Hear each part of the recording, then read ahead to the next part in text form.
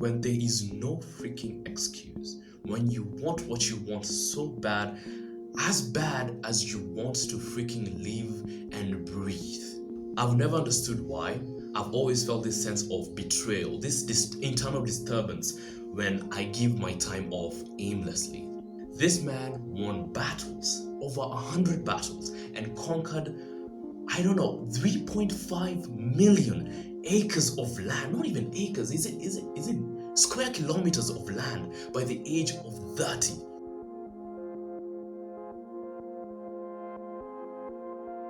What is up, my friends? Hope you're doing well. Welcome to Strive, a man's podcast. That is the name of the podcast. My name is Long Gatia, and in today's episode, we're going to be talking about how you can get ahead in 2025. How you can get ahead in 2025. It is said that everyone has goals. Everyone has goals. I have goals. You have goals. Your grandma has goals. Everyone has goals. But very few people actually have a plan of how to get to those goals, and that is the topic of today's video. Not planning is planning to fail, and that's the biggest reason why only 8% of them get to achieve those goals, and 92% end up in the same position that they were in the next year or by the end of the year. And we don't want that. We don't want to not achieve the goals that we set out to achieve. So that's the topic of discussion in today's episode.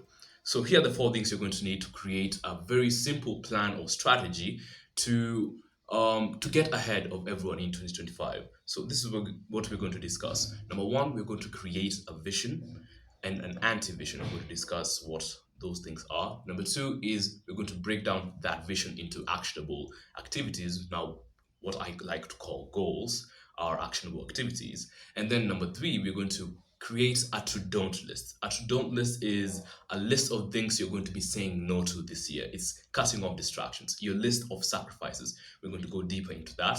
And also, the 4th thing, which is the final thing, is we're going to burn the bridges. And I'm going to explain that by telling you a story about one of the greatest men to ever live in this earth. He accomplished so much by the age of 30. And the name of that man will be revealed by the end of this video, or when you come to that particular point. So let's go to the first thing. What is a vision? So a vision is simply a future that you want to see unfold. It's just a good future that you want to see unfold. And the reason why I say a vision is very, very important is because I realized how bad I was of a leader when I didn't have a vision. So let me tell you a story. I was the leader of a peer counseling club in our school, and I was also the leader in church of the youth group. And I can say without a doubt, I miserably failed as a leader. Why do I say that? I was good at a lot of things. I was good at motivating people. I was good at helping people whenever I can. I was good at organizing people. I was good at motivating. I was good at doing a lot of things, which was people management. They say 100% of the work, 90% of the work of a business is people management. So I was good at people management. But the one thing that I didn't know is I didn't know where I was leading the team towards. I didn't have a sense of direction. I didn't know where the team was going. And the purpose of every organization is to lead the team or the organization itself towards a better future. And if a leader can't do that, if you as a leader can't do that, then that's your single purpose. You failed. I don't want to say you failed, but you failed, because that's the single purpose of that's the single purpose of a leader, to lead people towards a better future. And I didn't do that because I didn't have a vision. I was doing a lot of things I was doing a lot of tactical things. I had a lot of things that I was doing, but I didn't know where all that energy was going. And that's the purpose of a vision. Without a vision, without a place that you're going towards, everything that you do here, like let's say for example, you're creating a business and you don't know what you want to do or how that business will be in the incoming future, you don't have a vision for it, all the activities that you're doing right here will seem useless. It's like, let me give an analogy. It's like taking a car and pressing on the gas, going on the road, pushing through without actually knowing where you're going. Eventually, the engine will run out and you'll run out of gas, and you'll be stuck somewhere that you don't know because you've been pressing on the gas and moving forward, but you really don't know where you're going, so you're lost. And that's the That's the fate of most people when they start out with New Year's resolutions without actually having a vision for the future. Everything that you do will be useless. That is that to me, I think that is what I was feeling when I didn't have a vision and when I was doing a lot of things on the ground. But immediately after I created a crystal clear vision of where I wanted to go, the things I wanted to have, the things I wanted to see, the things I wanted to feel, everything that I do feels like I'm making progress. There's this sense of progress that I'm making, which most people lack actually. They don't know they don't know, or they're not sure what they're doing is actually moving them forward to what they want. Because that's the whole purpose of a vision. If you don't know where you're going, all the activities that you're doing right now will seem meaningless. But after I created a vision, it helped me to get this sense of progress, and it's the biggest source of motivation for me throughout. So I want you to create a vision. I want to create a very good vision. What do you want to see unfold in the future? What is that you really want to see unfold? I want it to be in a span of not a year, make it at least 2 years or 5 years. That's the vision. Like it's a very, very far away, not very far away, but a far away thing that you really want to see unfold. The things that you want to have, the money that you how much money you want to be making, things that you want to own, the things that you want to see unfold. Like don't hold back to any details. Do not hold back. Just write down everything that you want to see unfold. And then afterwards, I want you to create an anti-vision. So what is an anti-vision? An anti-vision is just the same as a vision. It's a future that you do not want to see unfold. It's so bad that it scares the bejesus out of you. It scares the crap out of you. That is the whole purpose of the whole purpose of an anti-vision is to serve as not only as fuel but as a reminder that if you don't work hard, that is the crappy future or the shitty future. I don't usually curse, I'm sorry for cursing, but that is the shitty future that is waiting for you if you don't work hard towards that vision that you've created. So after creating your vision, and it's crystal clear after creating your anti-vision as well, now I want us to create goals or actionable activities and make that vision actionable. Actually, things that we can do, things we can achieve, things we can accomplish to push us towards that foreseeable and wanted future. Now, I want you to draw inspiration from that vision and come up with at least three goals that you want to achieve this year. At least three, not more. You can make it less, at least two, but not more than three goals. And here's why. When you have more than three things to focus on, it really drains your energy and your focus. When you can't hone in on one thing, when all your energy can't go into a singular thing, the likelihood of you not achieving it is very, very high.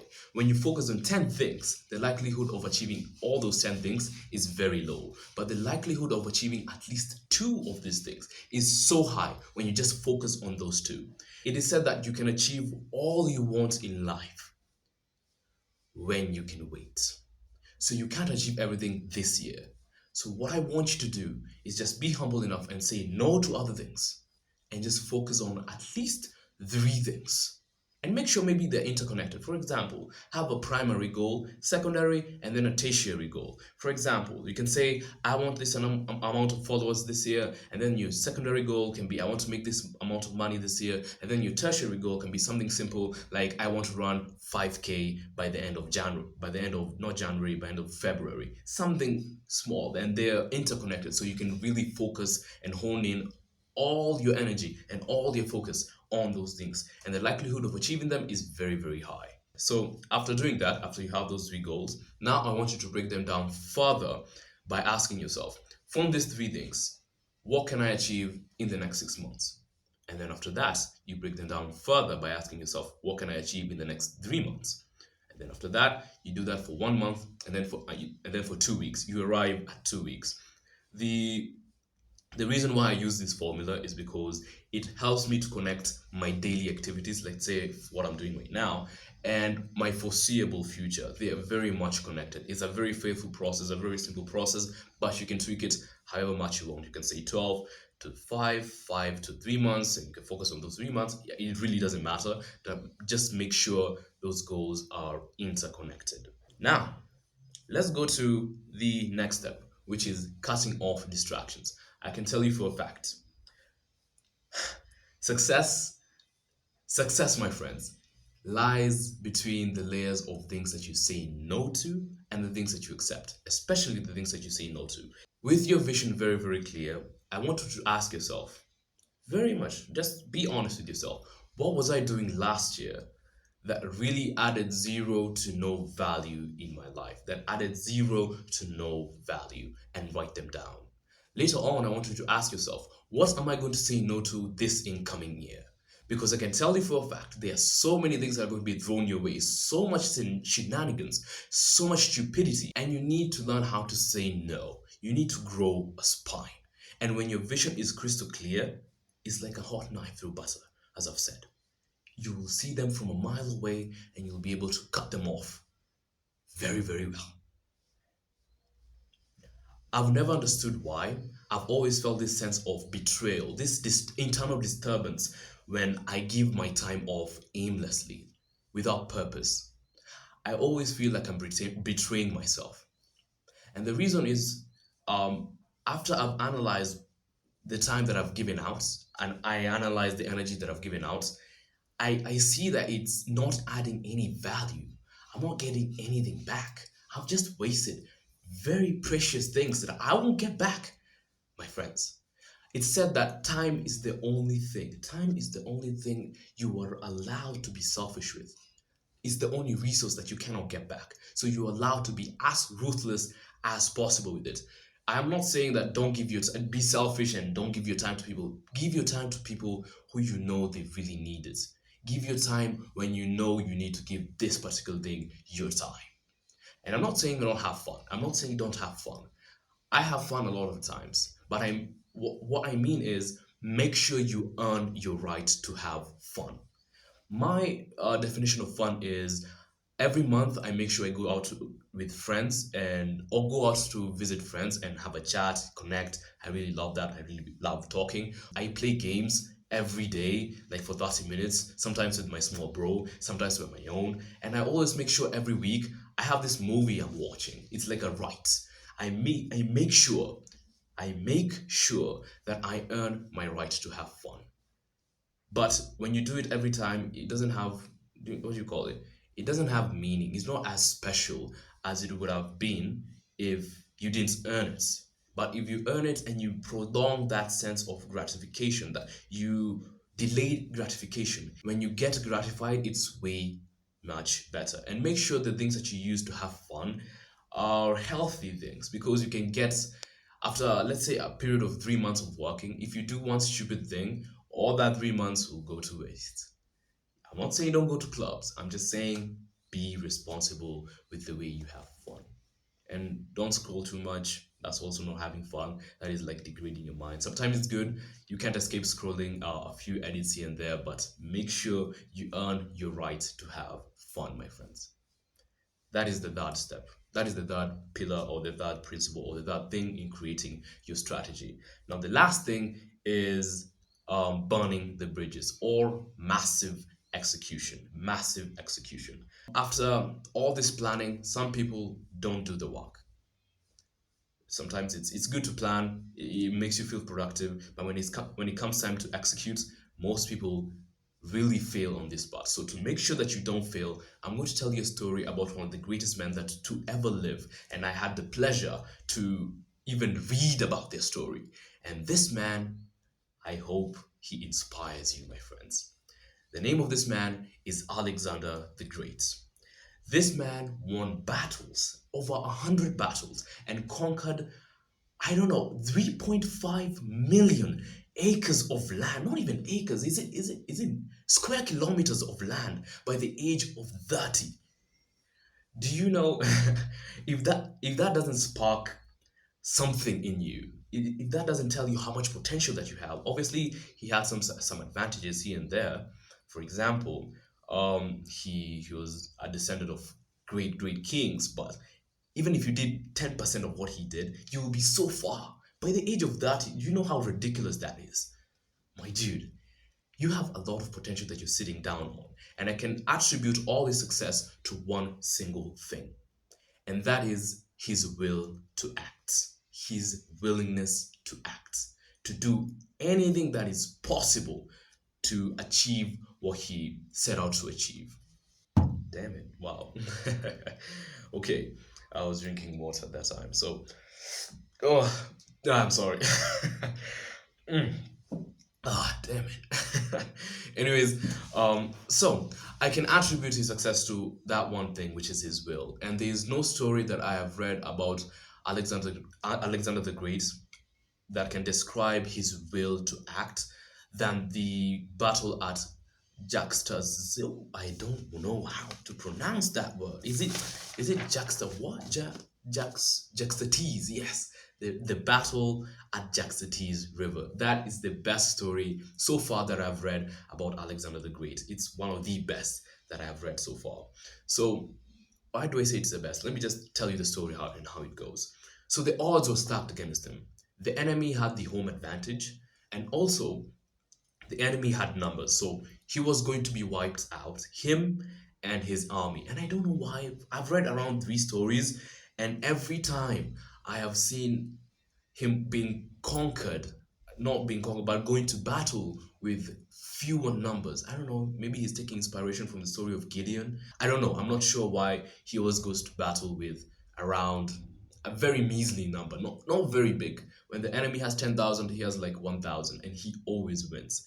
So, what he did in this one, he told his men this: burn all the bridges, burn all the supplies in the boats. It's either we win or we die trying.